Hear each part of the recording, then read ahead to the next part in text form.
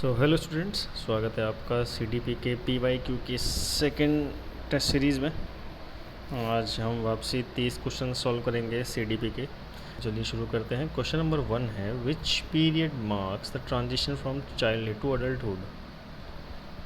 बचपन से वयस्कता के परिवर्तन काल का समय कौन सा है? ऑप्शंस हैं अर्ली चाइल्डहुड, प्रारंभिक बाल्यावस्था। ऑप्शन 2 मिडिल चाइल्डहुड, माध्यमिक बाल्यावस्था। ऑप्शन 3 प्री ऑपरेशनल पीरियड, पूर्व संक्रियात्मक अवस्था। ऑप्शन 4 एडोलिसेंस, किशोरावस्था। इसका करेक्ट आंसर है एडोलिसेंस, किशोरावस्था। किशोरावस्था वह अवस्था है जो बचपन से वयस्कता की ओर परिवर्तन को दर्शाती है। इस अवधि में शारीरिक, मानसिक, भावनात्मक और सामाजिक परिवर्तन बहुत तेज़ी से होते हैं। Coming to question number 2, Which of the following would requires use of gross motor skills? आपको ग्रॉस मोटर स्किल्स और फाइन मोटर स्किल्स का टॉपिक तो याद होगा, जहाँ पे बच्चा ग्रॉस टू फाइन की ओर मूव करता है। तो इसमें हमें बताना है कि कौन सा इन चारों में से ऑप्शन है जो ग्रॉस मोटर स्किल्स को दर्शाता है। Painting on paper using brush, cutting and pasting bits of paper, threading the needle और वॉकिंग एंड रनिंग। निम्न में से किसके लिए स्थूल गामक कौशल के उपयोग की आवश्यकता होगी? ब्रश से पेपर पर पेस्टिंग करना, पेपर के टुकड़े काटना और चिपकाना, सुई में धागा डालना या चलना और दौड़ना। करेक्ट ऑप्शन है option number 4, walking and running, चलना और दौड़ना। स्थूल गामक कौशल या ग्रॉस मोटर स्किल्स में शरीर की बड़ी मांसपेशियों का उपयोग होता है, जैसे चलना, दौड़ना, कूदना आदि। जबकि पेंटिंग करना, कागज़ काटना, चिपकाना और सुई में धागा डालना सूक्ष्म गामक कौशल मीन्स फाइन मोटर स्किल्स के उदाहरण हैं। Okay, now coming to question number 3, the first primary agent of socialisation is. समाजीकरण की प्रथम संस्था है। ऑप्शन नंबर 1 फैमिली, परिवार। Option number 2 school. Option number 3 friends या दोस्त या peers. Option number 4 media. Correct answer है ऑप्शन नंबर 1 फैमिली। समाजीकरण की प्रथम और सबसे महत्वपूर्ण संस्था परिवार होती है। बच्चा सबसे पहले परिवार से ही भाषा, व्यवहार, मूल्य, आदतें और सामाजिक नियम सीखता है। इसका करेक्ट ऑप्शन है option number 1। Coming to question number 4, the belief that physical objects such as dolls, cars, etc. have lifelike qualities is called। यह मान्यता कि भौतिक वस्तुएं जैसे गुड़िया, कार में सजीव गुण होते हैं क्या कहलाती है? जैसे बच्चा सोचता है ना कि मेरे इस खिलौने में जान है, मेरी गुड़िया को मत मारो या मेरे डॉल को मत मारो, मेरी कार को लग जाएगी। तो उसमें कौन सी क्वालिटी है या क्या गुण है? ऑप्शन है एनिमिस्टिक थिंकिंग, जीववादी सोच। ऑप्शन नंबर 2 हायरार्किकल थिंकिंग, पदानुक्रमित सोच। ऑप्शन नंबर 3 सेंट्रेशन, केंद्रीकरण। ऑप्शन नंबर 4 कैटेगराइजेशन, वर्गीकरण। इसका करेक्ट ऑप्शन है ऑप्शन नंबर 1 एनिमिस्टिक थिंकिंग, जीववादी सोच। जब बच्चा ये मानता है कि निर्जीव वस्तुओं जैसे गुड़िया में भी, गुड़िया या कार, इन सब में जो है जीवित प्राणियों जैसे गुण होते हैं, तो उसे जीववादी सोच कहा जाता है। ये पियाजे के संज्ञानात्मक विकास के पूर्व संक्रियात्मक अवस्था, प्री ऑपरेशनल स्टेज में है। जीन पियाजे के कॉग्निटिव डेवलपमेंट का जो स्टेज आता है प्री ऑपरेशनल, उसकी विशेषता है ये। Now coming to question number 5, assertion and reason. तो क्वेश्चन असर्शन है इसमें, 4-year-old Riya can not take into consideration the height and width of the 2 beakers at the same time while pouring the same amount of water into tall and wide beakers। इसका reason ये दिया गया है कि Riya is at pre operational stage of cognitive development as per Jean पियाजे। हिंदी में पढ़ लेते हैं। 4 वर्षीय रिया लंबे और चौड़े 2 बर्तनों में एक ही समय में समान मात्रा में पानी डालते समय बर्तनों की ऊंचाई और चौड़ाई को एक ही समय में ध्यान में नहीं रख पाती। इसका कारण हिंदी में दिया गया है कि जीन पियाजे के अनुसार रिया संज्ञानात्मक विकास के पूर्व संक्रियात्मक चरण में है। सही विकल्प कौन सा हो? ऑप्शंस हैं both A and R true and R is the correct explanation of A. Both A and R true but R is not correct explanation of A. Option number 3 A is true but R is false. Option number 4 both A and R false. The correct option है option number 1 both A and R true and R is the correct explanation of A. 4 वर्ष की रिया पियाजे के अनुसार pre operational अवस्था में है, like पूर्व संक्रियात्मक अवस्था, प्री ऑपरेशनल स्टेज। इस अवस्था में बच्चे केंद्रीकरण की प्रवृत्ति दिखाते हैं, सेंट्रेशन की प्रवृत्ति दिखाते हैं, अर्थात वे एक ही समय में केवल एक ही विशेषता जैसे ऊंचाई पर ध्यान देते हैं और चौड़ाई को नहीं समझ पाते हैं। इसलिए असर्शन और रीज़न दोनों सही हैं तथा रीज़न असर्शन की सही व्याख्या करता है, मतलब R is the correct explanation of A. Now coming to question number 6। Giving cues and offering support to children as and when required is an example of। संकेतों व अन्य तरीकों द्वारा बच्चों को ज़रूरत पड़ने पर मदद करना किसका उदाहरण है? स्काफोल्डिंग पाड़, रीइंफोर्समेंट पुनर्बलन, कंडीशनिंग अनुबंधन, कॉग्निटिव कन्फ्लिक्ट संज्ञानात्मक द्वंद्व। इसका करेक्ट ऑप्शन है स्काफोल्डिंग पाड़, ऑप्शन नंबर 1। जब शिक्षक या अभिभावक बच्चों को सीखने में संकेत और आवश्यक सहायता प्रदान करते हैं, लाइक क्यूज़ देना या कोई क्या क्यों कैसे, जैसे हमने कल पढ़ा था, तो इसे स्काफोल्डिंग या पहाड़ कहा जाता है। यह अवधारणा वाइगोत्स्की के सामाजिक सांस्कृतिक सिद्धांत सोशियो कल्चरल डेवलपमेंट की जो थ्योरी है उससे संबंधित है, जिसमें बच्चे को धीरे धीरे हेल्प करके उसे सीखने योग्य बनाया जाता है। Now coming to question number 7। The application of Vygotsky's theory to children's education propose. बच्चों की शिक्षा के वाइगोत्स्की के सिद्धांत का अनुप्रयोग प्रस्तावित करता है। ऑप्शन नंबर 1 कोलैबोरेटिव लर्निंग, सहयोगात्मक अधिगम। ऑप्शन नंबर 2 ऑपरेंट लर्निंग, क्रिया प्रसूत अधिगम। ऑप्शन नंबर 3 रोट लर्निंग, रटंत अधिगम। ऑप्शन नंबर 4 पैसिव लर्निंग, निष्क्रिय अधिगम। करेक्ट आंसर है कोलैबोरेटिव लर्निंग, सहयोगात्मक अधिगम। वाइगोत्स्की के सिद्धांत के अनुसार जब बच्चे सामाजिक अंतःक्रिया और सहयोग के माध्यम से बेहतर सीखते हैं, इसलिए उनका सिद्धांत सहयोगात्मक अधिगम यानी कि कोलैबोरेटिव लर्निंग पर बल देता है, जहां बच्चे साथ मिलकर सीखते हैं और शिक्षक जो है मार्गदर्शक, एक डायरेक्टर की तरह भूमिका निभाता है, जहाँ पर उनका सिर्फ डायरेक्शन देता है, बच्चे आपस में ही सीखते हैं। Now coming to question number 8। In Kohlberg's dash of moral development the individual strives to maintain the expectations of other rather than focus on consequences of one's actions। Kohlberg के नैतिक विकास के किस चरण में व्यक्ति अपने व्यवहार के परिणाम के बजाय दूसरों की अपेक्षा अनुसार कार्य करता है? Option number 1 pre operational level, पूर्व संक्रियात्मक चरण। Option number 2 pre conventional level, पूर्व परंपरागत चरण। ऑप्शन नंबर 3 कन्वेंशनल लेवल, परंपरागत चरण। ऑप्शन नंबर 4 पश्च परंपरागत चरण, that is post conventional level. The correct answer है ऑप्शन नंबर 3 कन्वेंशनल लेवल, परंपरागत चरण। और ये क्यों इसका आंसर है? कोलबर्ग के नैतिक विकास के सिद्धांत कोलबर्ग के मोरल डेवलपमेंट का जो थ्योरी है उसके हिसाब से ये कन्वेंशनल लेवल में व्यक्ति अपने व्यवहार के परिणाम की बजाय समाज और दूसरों की अपेक्षाओं को बनाए रखने पर ध्यान देता है। इस स्तर पर व्यक्ति सामाजिक नियमों और स्वीकृति के अनुसार कार्य करता है, जैसा दूसरों को या लोगों को जैसा अच्छा लगता है बच्चा वैसे ही काम करता है। Now coming to question number 9। A progressive classroom is. एक प्रगतिशील कक्षा। ऑप्शन दिए गए हैं। ऑप्शन नंबर 1 एग्जामिनेशन सेंट्रिक, परीक्षा केंद्रित होती है। Option number 2 text book centric, पाठ्य पुस्तक केंद्रित होती है। ऑप्शन नंबर 3 टीचर सेंट्रिक, शिक्षक केंद्रित होती है। ऑप्शन नंबर 4 लर्नर सेंट्रिक, विद्यार्थी केंद्रित होती है। इसका करेक्ट आंसर है लर्नर सेंट्रिक, विद्यार्थी केंद्रित। एक प्रगतिशील कक्षा यानी कि प्रोग्रेसिव क्लासरूम में एजुकेशन का केंद्र, जो शिक्षा का केंद्र होता है वो स्टूडेंट होता है। इसमें बच्चों की जो इंटरेस्ट होते हैं या उनके जो एक्सपीरियंस होते हैं, रुचि, अनुभव, सहभागिता और सक्रिय अधिगम पर बल दिया जाता है, न कि केवल शिक्षक और पाठ्य पुस्तक या परीक्षा पर। तो ऊपर के 3 ऑप्शन गलत हैं। ऑप्शन नंबर 4 इज करेक्ट, विद्यार्थी केंद्रित, learner centric. Now coming to question number 10। Renu is a counselor at a school. Which intelligence should she have to be an effective counselor as per the Howard Gardner's theory? रेनविक विद्यालय में परामर्शदाता है। Harvard Gartner के सिद्धांत के अनुसार प्रभावी परामर्शदाता के रूप में उसके पास कौन सी बुद्धि होनी चाहिए?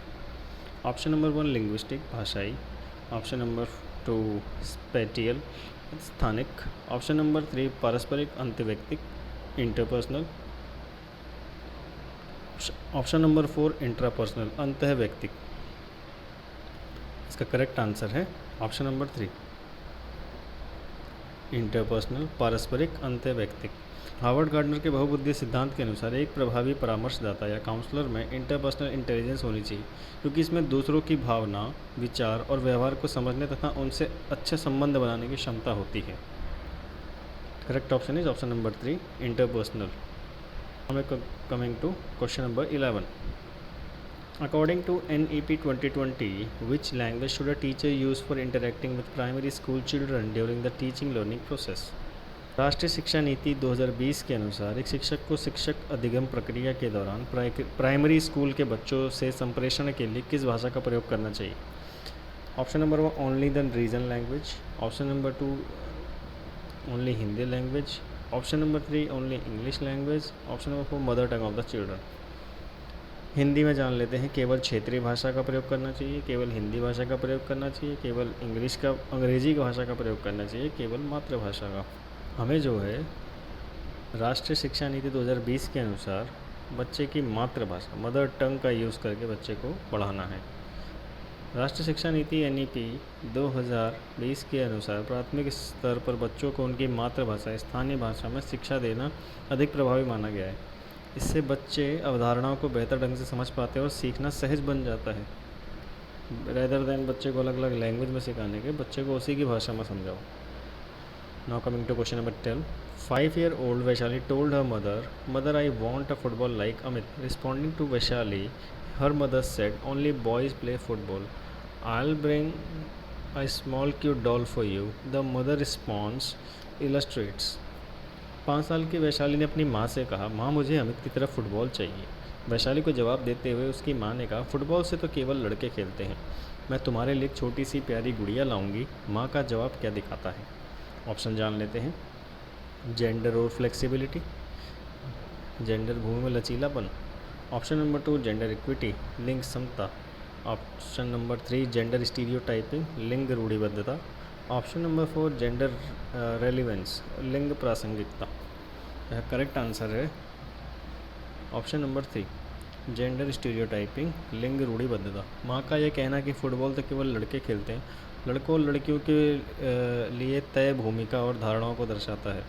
ठीक है, वो यहाँ सेग्रीगेट कर दे रही है कि गर्ल्स के लिए ये होता है, बॉयज़ के लिए ये होता है, तो ये कि स्टीरियोटाइप का हो गया। इसे लिंग रूढ़िबद्धता या जेंडर स्टीरियोटाइप कहते हैं, जहाँ समाज कुछ गतिविधियों केवल एक विशेष लिंग से जोड़ देते हैं। Correct answer is option number 3 लिंग रूढ़िबद्धता। Now coming to question number 13. Labelling of children and placing them in categories. बच्चों का नामीकरण व उन्हें वर्गों में बांटना, इसका क्या मतलब है? Option number 1 enhances and facilitate meaningful learning. Option number 2 creates a sense of helplessness and inferiority amongst a group of children. Option number 3 is a positive strategy to manage learning needs of all children. Option number 4 does not have any impact on self-esteem and performance of children. Hindi में जान लेते हैं। अर्थपूर्ण सीखने को बढ़ावा देगा व सुसाधित करेगा, बच्चों के समूह में हीनता और सीखने की लाचारी को जन्म देगा। ऑप्शन नंबर 3 सभी बच्चों के अधिगम की ज़रूरतों को पूरा करने के लिए सकारात्मक रणनीति है। ऑप्शन नंबर 4 बच्चों के आत्मसम्मान और प्रदर्शन पर कोई प्रभाव नहीं डालेगा। इसका करेक्ट आंसर है it creates a sense of helplessness and inferiority among a group of children. बच्चों को लेबल करना या उन्हें अलग अलग ग्रुप में बांटना उनके आत्मसम्मान और प्रदर्शन पर नकारात्मक प्रभाव डाल सकता है। इससे बच्चों में आपस में हीन भावना, असहायता और आत्मविश्वास की कमी विकसित हो सकती है, जिसके कारण बच्चा पढ़ाई से दूर भागेगा। Now coming to question number 14. Continuous and comprehensive evaluation means. सतत व समग्र मूल्यांकन के क्या मायने हैं? ऑप्शन जान लेते हैं। Option number 1 comparing the students with each other, विद्यार्थियों की एक दूसरे से तुलना करना। Option number 2 assessment covering all aspects of school activities related to child's overall development. बच्चों के व्यापक विकास से जुड़ी सभी स्कूली गतिविधियों के आकलन के सभी पहलुओं को शामिल करना। Option number 3, evaluation of child's performance on the basis of scholastic activities only. केवल शैक्षिक गतिविधियों के आधार पर बच्चों के प्रदर्शन का मूल्यांकन करना। ऑप्शन नंबर 4, साल के अंत में बच्चों का मूल्यांकन करना, उनकी अगली शिक्षा में पदोन्नति का निर्णय लेने के लिए मूल्यांकन। Evaluation of the children at the end of the year to determine promotion to the next class. इसका करेक्ट ऑप्शन है option number 2, assessment covering all aspects of school activities related to child's overall development.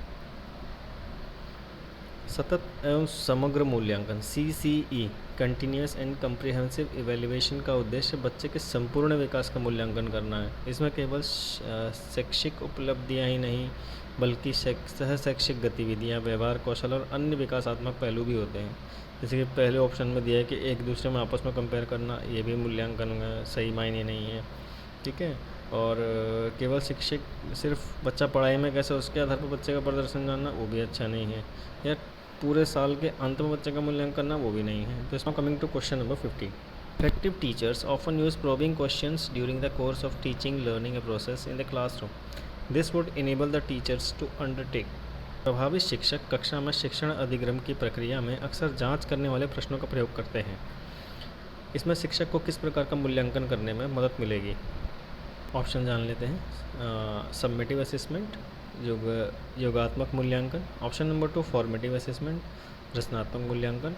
Option number 3, standardised assessment, मानकीकृत मूल्यांकन। Option number 4, norm referenced assessment, मानक संदर्भित मूल्यांकन। Correct answer है formative assessment, रचनात्मक मूल्यांकन। कक्षा में शिक्षण अधिगम प्रक्रिया के दौरान शिक्षक द्वारा पूछे गए प्रोबिंग क्वेश्चंस, खोजपरक प्रश्न विद्यार्थियों की समझ को जानने और तुरंत सुधारने में मदद करते हैं। यह फॉर्मेटिव असेसमेंट का भाग है जो सीखने की प्रक्रिया के दौरान लगातार किया जाता है। जैसे now coming to question number 16, role of a teacher in an inclusive classroom is to. एक समावेशी कक्षा में शिक्षिका की क्या या शिक्षक की क्या भूमिका होती है? Option number 1, address and response to the diverse needs of the children, बच्चों की विविध ज़रूरतों का पता लगाना व उनका ख्याल रखना। Option number 2, give attention to some special students only, केवल कुछ खास विद्यार्थियों पर ध्यान देना। Option number 3, identify and segregate children based on their academic abilities, बच्चों को उनके अकादमिक क्षमता के आधार पर पहचानना व उनका पृथक्करण करना। Option number 4, refer special needs children to specialist and ensure that they are taught in a separate section, खास ज़रूरत वाले बच्चों को विशेषज्ञ के पास भेजना व सुनिश्चित करना कि उन्हें अलग संकाय में पढ़ाया जाए। करेक्ट आंसर है option number 1, address and respond to the diverse need of all children, बच्चों की विविध ज़रूरतों का पता लगाना व उनका ख्याल रखना। That is the role of teacher in an inclusive classroom. समावेशी कक्षा इंक्लूसिव क्लासरूम में शिक्षक की भूमिका सभी बच्चों की अलग अलग आवश्यकताओं, क्षमताओं और सीखने की शैली को समझकर उन्हें समान अवसर प्रदान करना है। सब बच्चे इक्वली ट्रीट किए जाएंगे क्लास के अंदर। Now coming to question number 17, what should a teacher keep in mind while teaching a diverse group of learners. विविध समूह के विद्यार्थियों के शिक्षण के दौरान एक शिक्षक को क्या ध्यान में रखना चाहिए, शिक्षिका को क्या ध्यान में रखना चाहिए? Option number 1, acknowledge and respect every student, हर विद्यार्थी को स्वीकारना अथवा सम्मान देना। Option number 2, ignore cultural differences, सांस्कृतिक विभिन्नताओं को अनदेखा करना। Option number 3, maintain consistent communication, सुसंगत संप्रेषण बनाए रखना। Option number 4, give indirect instruction, अप्रत्यक्ष निर्देश देना। Option number 5, give students autonomy and flexibility. Option number 5 है विद्यार्थियों को स्वायत्ता व लचीलापन देना। तो इसमें से ऑप्शन कौन सा ठीक होगा? Option number 1, 2 and 3। Option number 2, second, third and fourth. Option number third 1, third and fifth. Option number 4, third, fourth और फिफ्थ। कौन सी 3 बातें हैं जो सही मानी जाएंगी? तो करेक्ट ऑप्शन है option number 3, first, third and fifth. Teacher को ये ध्यान में रखना चाहिए सबसे पहली बात कि हर विद्यार्थी को पहली बात तो स्वीकारे और उसको सम्मान दे। और इसमें जो अगला है सुसंगत संप्रेषण बनाए रखना सही बच्चों में समानता रखना, सब में कंसिस्टेंट कम्युनिकेशन, सब बच्चों के साथ समान व्यवहार रखना, सब बच्चों से समान कम्युनिकेशन करना। और लास्ट जो चीज़ एक टीचर को ध्यान में रखना चाहिए, विद्यार्थियों को स्वायत्ता व लचीलापन देना, एकदम स्ट्रिक्ट नहीं बनना, फ्लेक्सिबल लर्निंग करनी है बच्चों के साथ। ठीक है। Now coming to question number 18। To cater to the specific need of a child with visual disabilities the teacher should. एक विद्यार्थी जिसे दृष्टि बाधिता है की विशिष्ट ज़रूरत के लिए शिक्षक को क्या करना चाहिए? Option number 1, focus on a variety of visual presentation, विविध तरह के दृश्य प्रस्तुतिकरण पर ध्यान देना चाहिए। Option number 2, use a variety of tactile manipulative and materials, कई प्रकार की स्पर्शनीय और हस्तकौशल सामग्री का उपयोग करना चाहिए। Option number 3, show a lot of silent films, बहुत सी मूक फिल्में दिखानी चाहिए। Option number 4, give a lot of structured worksheet with pictures, बहुत सी संरचित वर्कशीट है जिसमें अब चित्र ही होने चाहिए। इसका करेक्ट आंसर है option number 2, use a variety of tactile manipulative and materials, कई प्रकार के स्पर्श और हस्तकौशल सामग्री का उपयोग करना चाहिए। दृष्टिबाधित बच्चों के लिए स्पर्श आधारित सामग्री और गतिविधियाँ बहुत अधिक उपयोगी होती हैं क्योंकि वे उसे छूकर और अनुभव करके और बेहतर सीख सकते हैं।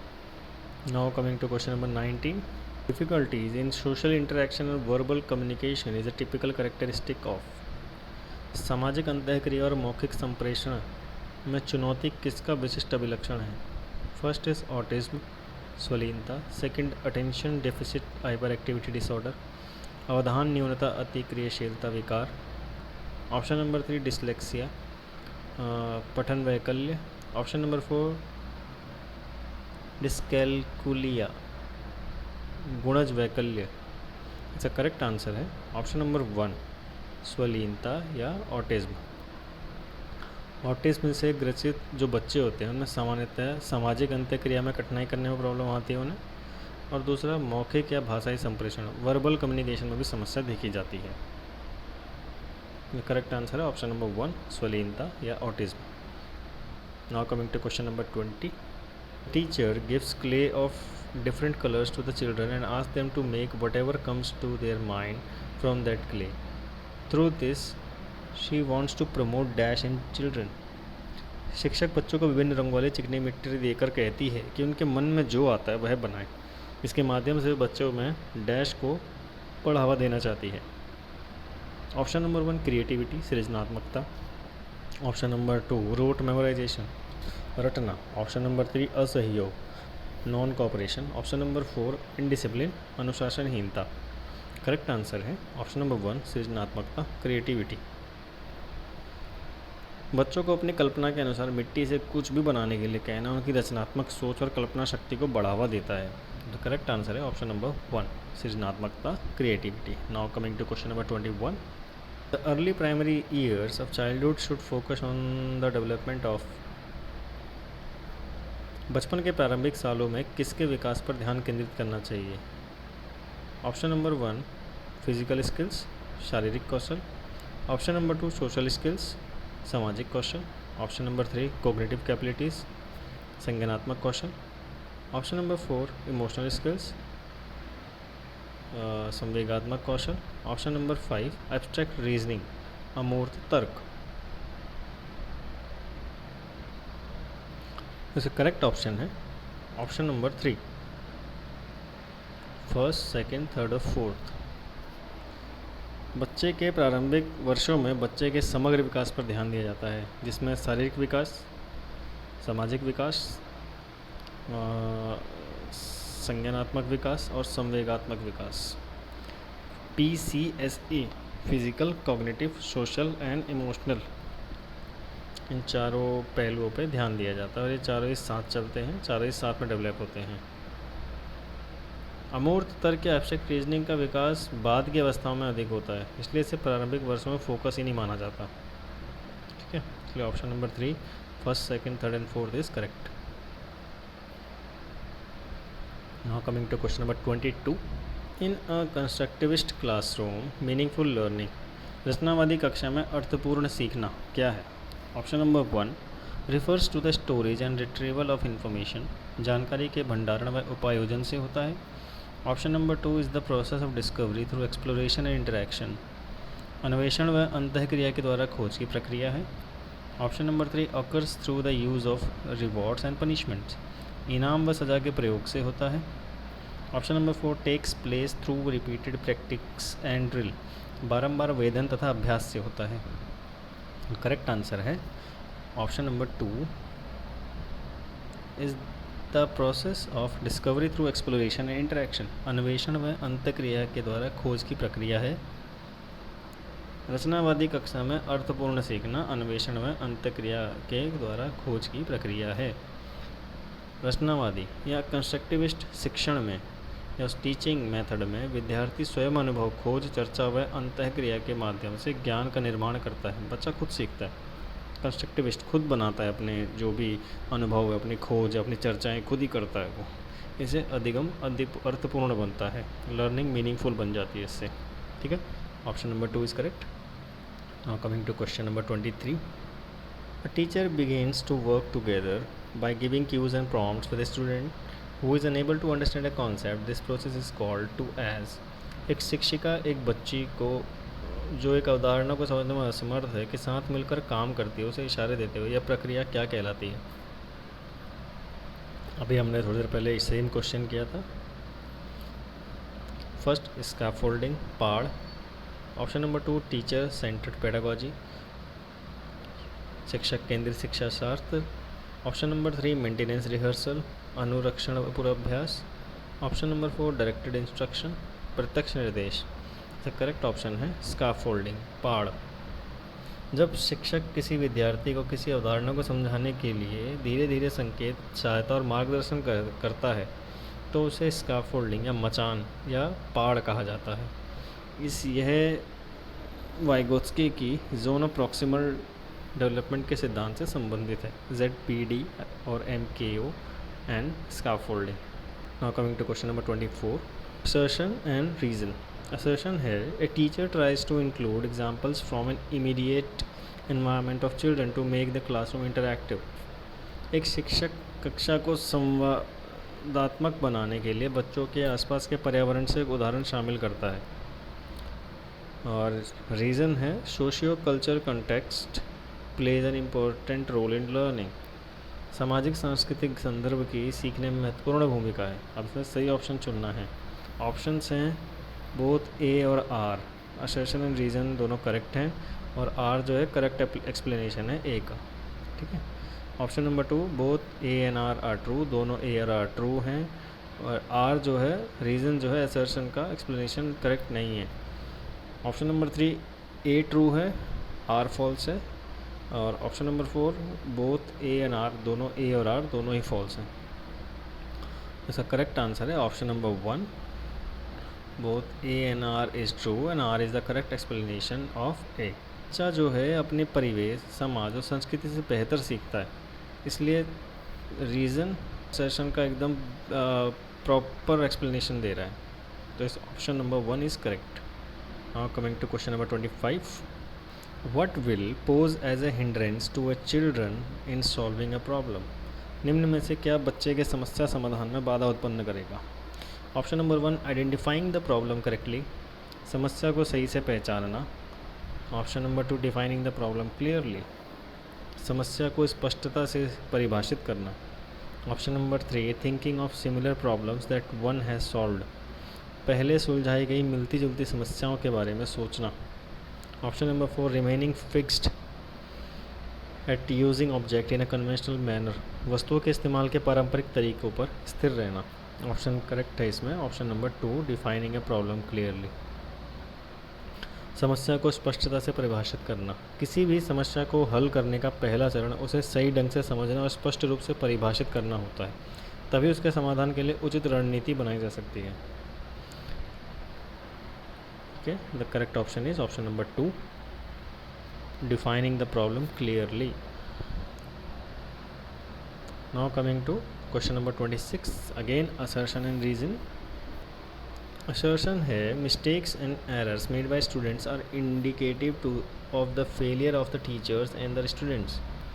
रीज़न है children do not have the ability to think on their own and need to be constantly constructed to ensure learning. विद्यार्थियों द्वारा की गई गलतियाँ त्रुटियाँ शिक्षकों व विद्यार्थियों की असफलता को दर्शाती हैं। इसका रीज़न ये दिया गया है कि बच्चों में खुद से सोचने की क्षमता नहीं होती तथा उनके सीखने को सुनिश्चित करने के लिए उन्हें लगातार निर्देश देते रहने पड़ते हैं। Both A and R true, R is correct explanation of A. Both A and R are true, but R is not correct explanation. Both A is true, R is false, and both A and R are false. इसका correct option है option number 4।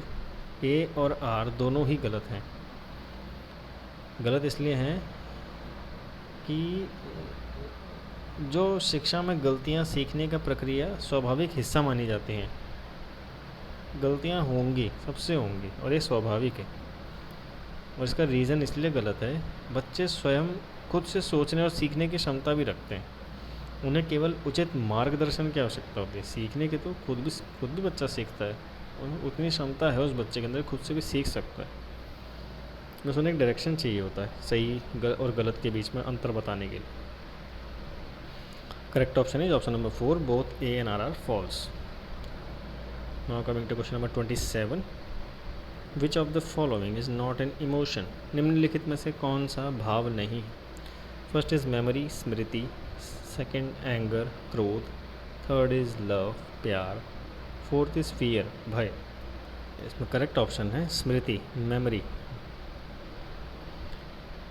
यह है क्रोध, प्यार और भय, ये सभी इमोशंस हैं, भाव हैं। लेकिन स्मृति एक मानसिक प्रक्रिया है, भाव नहीं है। इसलिए correct option is option number 1, स्मृति। Now coming to question number 28। What strategies can a teacher use to increase interesting motivation in her primary grade students. प्राथमिक शिक्षिका अपने विद्यार्थियों में आंतरिक अभिप्रेरणा को बढ़ावा देने के लिए क्या कर सकती है। Option number 1, praise each and every effort made by every students. हर विद्यार्थी के हर एक प्रयास की प्रशंसा करें। Option number 2, punish undesirable behaviour. अवांछनीय व्यवहार को दंडित करके। Option number 3, promote competition in among students. विद्यार्थियों में प्रतिस्पर्धा को बढ़ावा देकर। ऑप्शन नंबर 3, बच्चों को सीखने में आनंद की अनुभूति को प्रोत्साहित करके। Encourage children to experience joy of learning. Correct option है option number 4, encourage children to experience joy of learning. बच्चों को सीखने में आनंद की अनुभूति को प्रोत्साहित करके। आंतरिक प्रेरणा, इंस्टिंक्ट मोटिवेशन का मतलब है बच्चे खुद से सीखने में आनंद महसूस करें। इसलिए शिक्षक या टीचर को ऐसा वातावरण बनाना चाहिए जिसमें बच्चे को सीखने का मज़ा आए, बस जॉय ऑफ लर्निंग मिले, बच्चा जो है और अच्छे से सीखेगा। Now coming to question number 29। Overall physical and mental wellbeing of the child dash learning. बच्चे का समग्र शारीरिक व मानसिक स्वास्थ्य अधिगम dash. Option number 1, does not affect, बच्चे को प्रभावित नहीं करता। ऑप्शन नंबर 2, हिंडर्स, और मानसिक स्वास्थ्य अधिगम में बाधा डालता है। Option number 3, is not related to, इससे कोई संबंध नहीं है। ऑप्शन नंबर 4, फैसिलिटेट्स, ये इस चीज़ को सुसाधित करता है। इसका करेक्ट ऑप्शन है ऑप्शन नंबर 4, इस फैसिलिटेट्स, सुसाधित करता है। बच्चे का अच्छा शारीरिक और मानसिक स्वास्थ्य सीखने की प्रक्रिया को बेहतर बनाता है। बच्चे का अगर शारीरिक मानसिक स्वास्थ्य अच्छा होगा तो उसके सीखने की प्रक्रिया और बेहतर होगी। तो स्वस्थ बच्चा होगा अधिक ध्यान, रुचि और सक्रियता से सीखेगा। बच्चे का समग्र शारीरिक व मानसिक स्वास्थ्य अधिगम को और सुगम बनाता है। Now coming to last question, question number 30।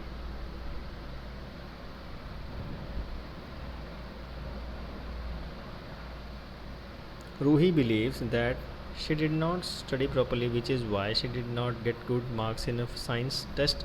Though she can do science quite well, she is attributing her performance to. Ruhi का मानना है कि उसने ठीक से पढ़ाई नहीं की थी, जिसके कारण उसके विज्ञान की परीक्षा में अच्छे नंबर नहीं आए, जबकि वह विज्ञान में बहुत अच्छा प्रदर्शन कर सकती है। रूही अपने प्रदर्शन का आरोपण किस कारक को कर रही है? ऑप्शन नंबर 1 एनवायरमेंटल फैक्टर्स, पर्यावरणीय कारण। Option number 2 lack of ability, योग्यता की कमी। Option number 3 lack of effort, कोशिश की कमी। ऑप्शन नंबर 4 कठिन भाग्य या टफ लक। इसका करेक्ट आंसर है लैक ऑफ एफर्ट, कोशिश की कमी। क्योंकि रूही मान रही कि उसने ठीक से पढ़ाई नहीं की, यानी वो अपने ख़राब प्रदर्शन का कारण कम प्रयास को मान रही है, लैक ऑफ एफर्ट को मान रही है, ना कि एबिलिटीज़ को। इसलिए correct option is option number 3, कोशिश की कमी, lack of effort. I hope आपको आज की क्लास पसंद आई होगी। 30 के 30 क्वेश्चन हमने सॉल्व किए हैं। मिलते हैं आपकी नेक्स्ट क्लास में, तब तक like, follow, subscribe. Thanks for watching.